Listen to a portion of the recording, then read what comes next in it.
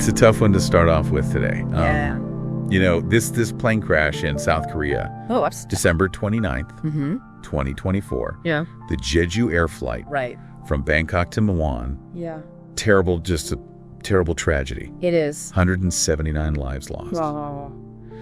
And, we have a number of different sources here. Okay. We've got firsthand accounts, news reports, but I think we're going to focus on primarily today is the statement that was released by the Korean Union Conference president in response to this tragedy, because it really gives a unique perspective on how this event has really affected the Seventh-day Adventist community in South Korea and beyond. Yeah, I mean, this statement from President Kang, it isn't just some formality. It goes way beyond, just offering condolences. And it really gets to the heart of how the Adventist community processes grief and finds solace in their faith. Exactly. And when you consider the details of who was actually on board that flight, the impact is even more profound. Absolutely. We know that there were several Adventists returning from various trips that were among the victims. Oh, wow. Including someone who had just been baptized. Oh, my goodness. I mean, it's heartbreaking. Yeah, it really does underscore the personal nature of this tragedy for the Adventist community. Yeah. And then you add on top of that two families connected to a local Adventist middle school were also on that flight. Oh my gosh, can you imagine? Yeah. The ripple effect on the classmates, the teachers, the families associated with that school. It's a stark reminder of how interconnected we are. Yeah. Even those who may not directly identify as Adventists are still deeply affected by this loss. Absolutely. And in the face of such immense tragedy, it's incredible to see how quickly the Adventist community mobilized to provide support. The sources highlight the immediate response of the Adventist Development and Relief Agency, ADRA, and the Pathfinder clubs. Oh, wow. It's not just about offering thoughts and prayers, but taking concrete action to help those in need. Yeah. 80 volunteers from 20 different churches went directly to the Muan airport to offer assistance. Wow. I mean, that's a powerful testament to their commitment to service. That really speaks to a core tenet of the Adventist faith, putting faith into action. It's about embodying their beliefs through practical support and aid. Yeah. It's not just grieving, it's about actively being a source of comfort and help for those affected. Right now, amidst all of this, President Soon Gi-kang of the Korean Union Conference released a powerful statement. For our listeners who may not be familiar with the structure of the Adventist Church, the Korean Union Conference is a regional administrative body that oversees numerous churches and institutions across South Korea. So Kang's words carry significant weight within the Korean Adventist community and beyond. Yeah, his role lends a certain gravity to his words. Yeah. Especially in a time of crisis like this. And what's fascinating about this statement is that it's not just addressed to Adventists. It speaks to a wider audience, acknowledging the collective grief and suffering caused by this tragedy. Yeah. It's a message of comfort and solace for everyone affected. Let's dive into the statement itself, because I think it reveals some key insights into how the Adventist community navigates such a profound loss. It starts by expressing deep sorrow and sympathy on behalf of the church, recognizing the shared pain of the families who lost loved ones. What strikes me is how he goes beyond just acknowledging the grief. He talks about the hearts of all those who were hurt, recognizing that this tragedy extends beyond just immediate family members. It speaks to the wider impact on the community as a whole. It's incredible. And this is where the statement takes a really fascinating turn. Kang calls for nationwide prayer from believers. But he doesn't just leave it at that. He provides specific points for them to focus on. Almost like a roadmap for channeling their grief and support into something tangible. You're right. He doesn't just say, pray for the victims. He outlines specific areas for prayer. The families, the investigation, and future safety measures. It provides a structure for their prayers, making it feel more purposeful and action-oriented. It's almost as if he's empowering the community to act through their faith. He's saying, yes, grieve, but also channel that grief into prayer that can affect change.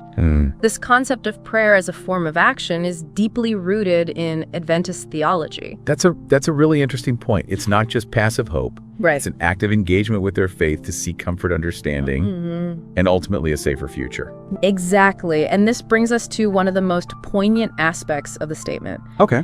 The specific prayer points themselves. Yeah. He begins by asking for prayers for the bereaved families and victims to experience God's comfort and peace.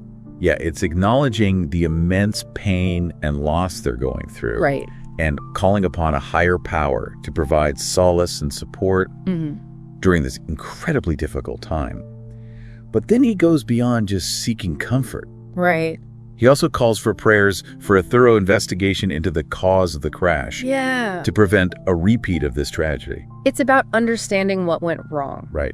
Not to assign blame, but to learn from this tragedy and prevent future suffering.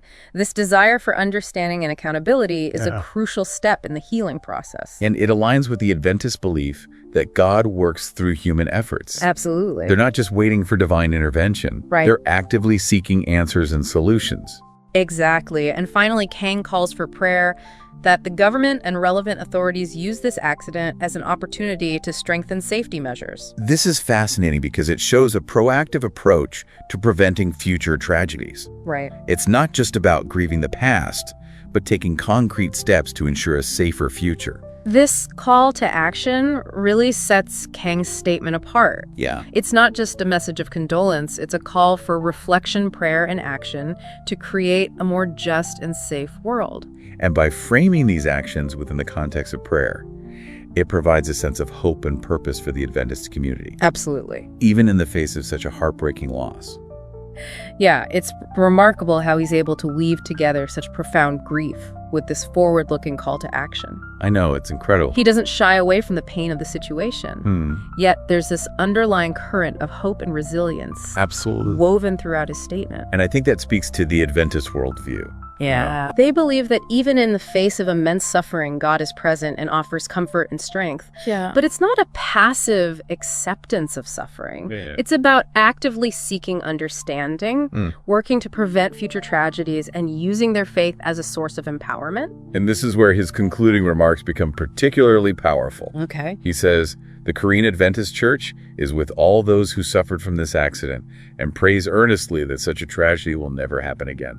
It's a beautiful sentiment that extends beyond the Adventist community to encompass everyone touched by this tragedy. Right. It speaks to a shared humanity, a recognition that grief transcends religious boundaries, and a collective desire for healing and understanding. And then he ends with this incredibly poignant line, "May God's comfort and peace be with the hearts of all who were hurt."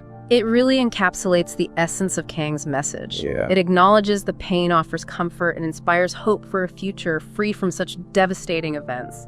This deep dive into President Kang's statement has revealed some really fascinating insights into how the Adventist community navigates such a profound loss. Yeah.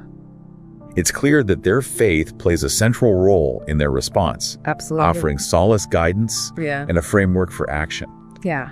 But it's not just about finding comfort in prayer.